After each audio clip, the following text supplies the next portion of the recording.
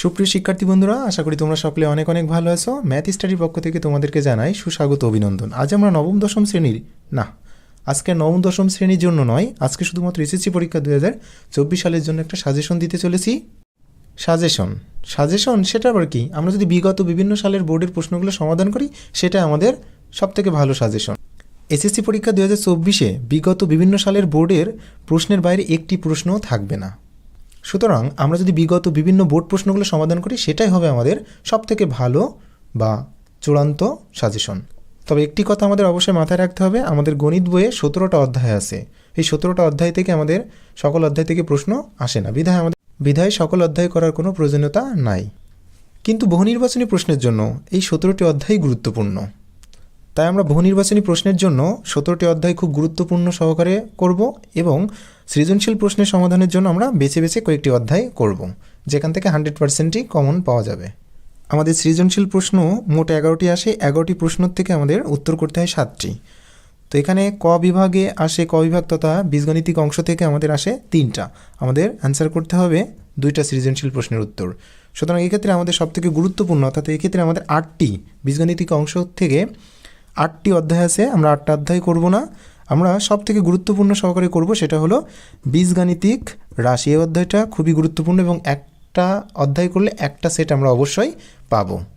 এবার আমরা সেট ফাংশনটা করব এবং চতুর্থ অধ্যায় সূচক লগারিদম করব এবং আরেকটা অধ্যায় সসীম ধারা।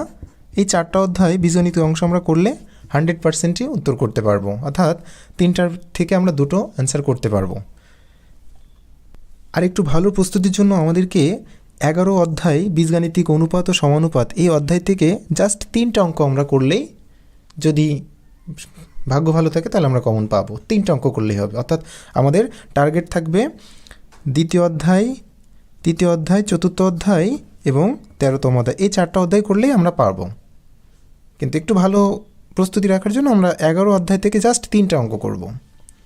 আমরা খ বিভাগে চলে যাই। খ বিভাগ আছে জ্যামিতিক অংশ।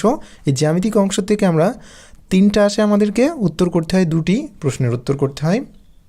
এক্ষেত্রে আমাদেরকে ব্যবহারিক জ্যামিতি, সবথেকে গুরুত্বপূর্ণ অধ্যায় হলো ব্যবহারিক জ্যামিতি, এইটা অবশ্যই আমরা করব। এরপর আমাদেরকে করতে হবে বৃত্ত, অর্থাৎ এটা হচ্ছে উপপাদ্য। এবার এই 2টা অধ্যায় করলে, সপ্তম অধ্যায় এবং অষ্টম অধ্যায় করলে আমরা কমন পাবো, 2টাই করতে পারবো। একটু ভালো মানের প্রস্তুতির জন্য আমরা ক্ষেত্রফল সম্পর্কিত উপপাদ্য থেকে সম্পদ্য তথা 15তম অধ্যায়, এটা একটু মাথায় রাখতে হবে। তবে এই 2টো করলে আমরা 100% করতে পারবো, অর্থাৎ 3টার ভিতরে 2টো কমন পাবোই।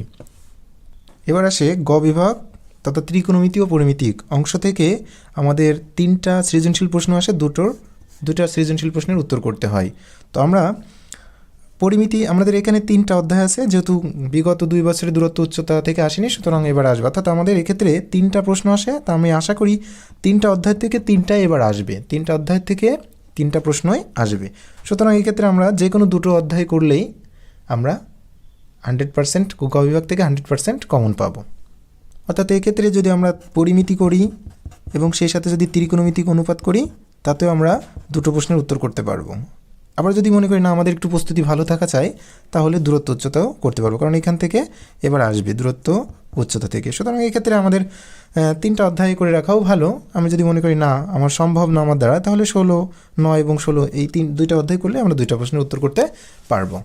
এবার আমরা চলে যাব ঘ বিভাগে।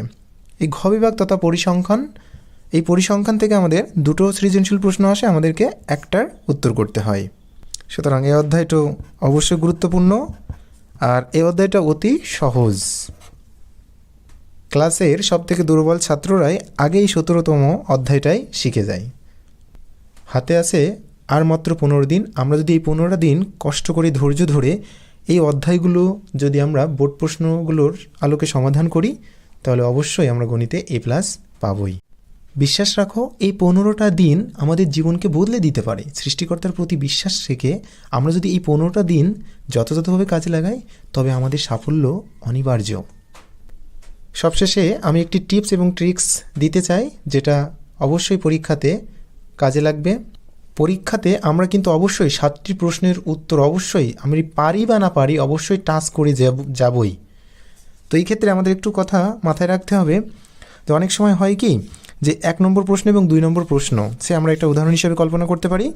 তো আমরা 1 নম্বর প্রশ্নের ক হচ্ছে আর গ হচ্ছে, খটা হচ্ছে না।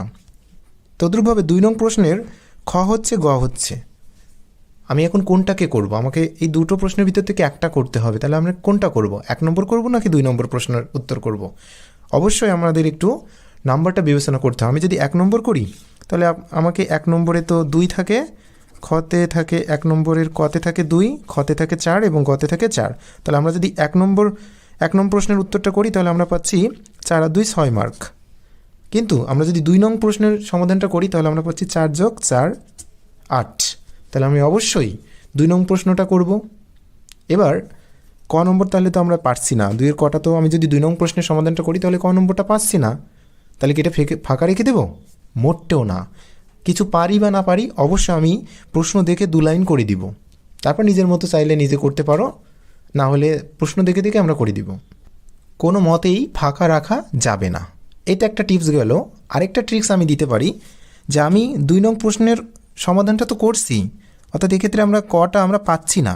আমি যদি করি তাও তো হবে না। আমি যদি স্যার যদি দেখে 0 দিতে পারে, দেখে হয়নি 0 দিয়ে দিল, তাহলে আমরা পাচ্ছি 8, সমস্যা নাই। এবার আমার কাছে ট্রিক্সটা হলো এই কটা যেহেতু আমরা হচ্ছে না, আমি পারবো না, সর্বোচ্চ চেষ্টা করে আমার দ্বারা সম্ভব হবে না। এবার আমি কি করব? ঠিক আমি লিখব এখানকার ক প্রশ্নের উত্তর, কিন্তু এই কটা আমি করব না। আমি করব যেহেতু এখানকার কটা হচ্ছে, সুতরাং আমি এই কটা আমি করব, কিন্তু এটা লিখবো না যে 1 এর ক এর প্রশ্নের উত্তর, সেটা কিন্তু আমরা লিখবো না। আমি করব 2 নং প্রশ্নের উত্তর, কিন্তু এখানকার কটা না করে আমি এর কটা করব। অর্থাৎ স্যার যদি বুঝতে পারে যে না এ করেছে 2 নম্বর কিন্তু 1 এর ক করেছে, যদি ধরা পড়ে যাও 0 পাইলে কোনো ক্ষতি নাই, কারণ আমি তো পাচ্ছি না। কিন্তু যদি স্যার মনে করে বুঝতে না পারে, তাহলে কিন্তু আমি উত্তরটা সঠিক হয়েছে, তাহলে আমি পাবো 2, অর্থাৎ আমি সেক্ষেত্রে 10-এ 10 পেয়ে যেতে পারি।